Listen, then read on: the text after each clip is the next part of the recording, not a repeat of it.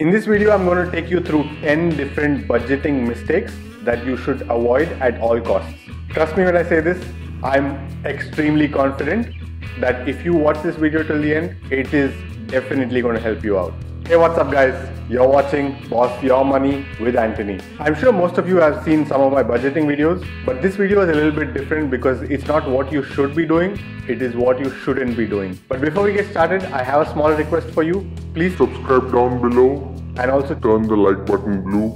not only does it help me create more videos, it also is going to definitely help you out because my future videos are going to improve your finances. So now that you've done that, let's get straight into the video.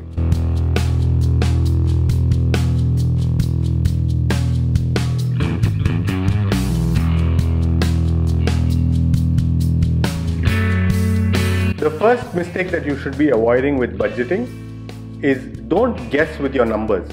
Be very clear and be very specific about your income and your expenses. What happens is that when most people have one stream of income, if they have a salary, they know exactly how much they're going to be earning per month. But when they have multiple streams of income, it kind of gets difficult to even know how much their monthly income is going to be. Especially if it's a variable income, it is definitely hard to budget. I would still say try to be as accurate as possible with your incomes. Expenses is a completely different matter. A lot of the expenses may be variable, but I would still say go back to your previous months and try to understand where you're spending, how much you're spending on each aspect of your expenses, and try to be as accurate as possible with your expenses as well. And when it comes to your savings, you should definitely have a fixed number that you make sure that you put towards your savings every single month. When I say savings, I'm obviously also including your investments. The second budgeting mistake that you can make is not budgeting for your emergencies. I've gone on and on in my previous videos about the importance of creating an emergency fund. If you haven't already, please be sure to contribute to your emergency funds, and your emergency fund should typically have enough money to last you 6 months without an income. So I see a lot of people who create budgets, but they don't really contribute towards an emergency fund, or rather they don't budget towards the contribution towards an emergency fund. What they do is they take their incomes, they take their expenses, and then they start investing all of their remaining money, which is a very, very dangerous thing to do. Not only do you not want to pull out your investments at the wrong time or in the short term, but also if you do have an emergency, you don't want to be borrowing from your credit cards and your banks. You want to be able to utilize the amount that you have set aside in an emergency fund. And remember, your emergency fund should always be liquid. By the way, if you're not able to understand or not able to follow something that I'm saying, please do leave it in the comment section down below and I will definitely answer your questions. The third mistake that you could make when budgeting is not budgeting for your non-regular expenses. For example, if you take a rent, you're going to be paying it every single month.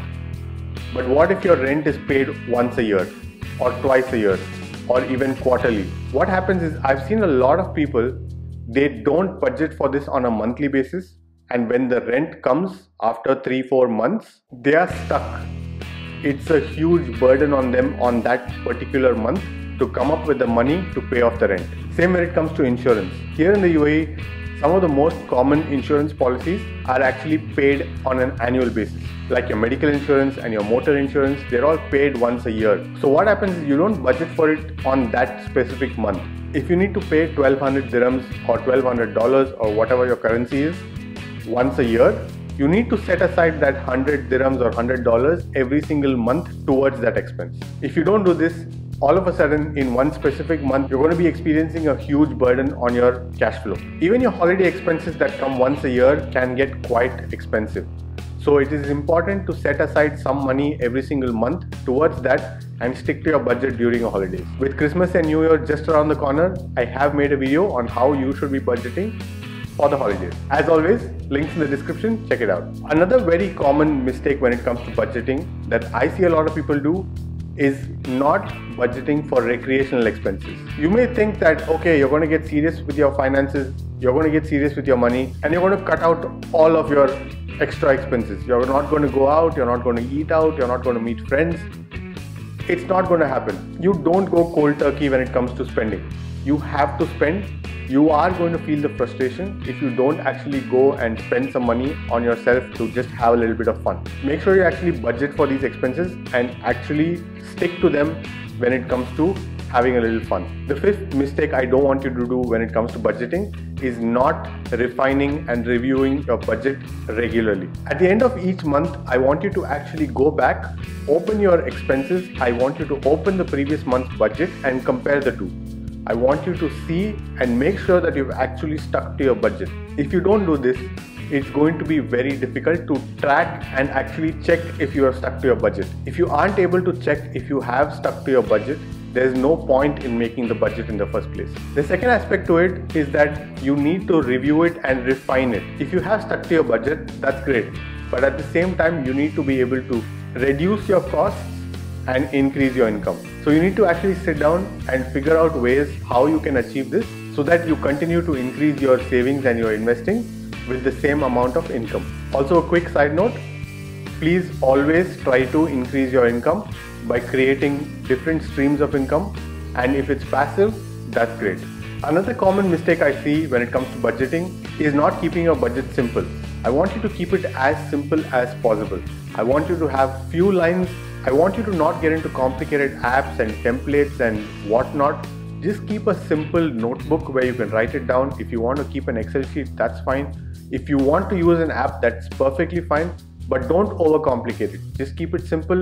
Income, expense 1, expense 2, expense 3, savings. And when you do your savings part, make sure you allocate it the right way. If you haven't seen my savings allocation video, I will leave links in the description below. Please be sure to check that out so that you know exactly how much of your savings you should be investing. Another mistake when it comes to budgeting is that you may see that you are spending a little bit extra on certain aspect, and you might want to directly go and cancel your service. Don't do that right away.